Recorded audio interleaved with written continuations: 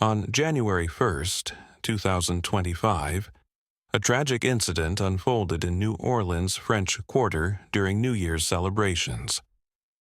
A 42-year-old Army veteran from Texas, identified as Shamsuddin Jabbar, drove a rented Ford F-150 pickup truck into a crowd on Bourbon Street, resulting in the deaths of at least 14 people and injuries to over 35 others.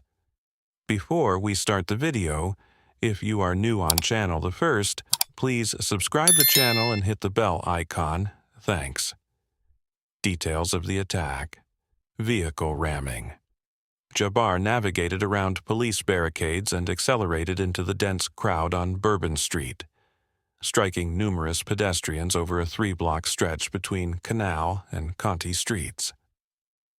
Firearm assault.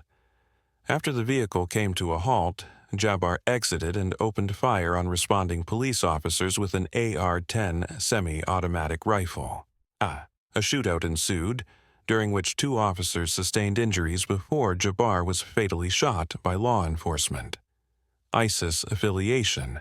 An ISIS flag was found on the truck, and Jabbar had posted videos pledging allegiance to ISIS during his drive from Houston to New Orleans. The FBI is treating the incident as an act of terrorism, though they believe Jabbar acted alone without direct accomplices. Victims. The attack claimed the lives of 14 individuals, including local residents and visitors. Among the deceased was Martin Tiger Beck, a former Princeton football player who was in New Orleans with friends.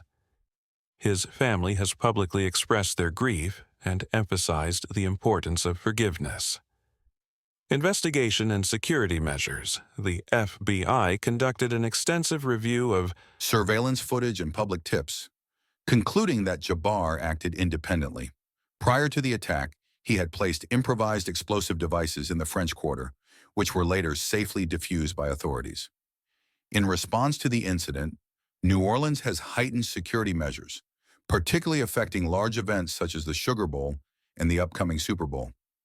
Presidential response. President Joe Biden is scheduled to visit New Orleans to offer condolences and support to the affected community.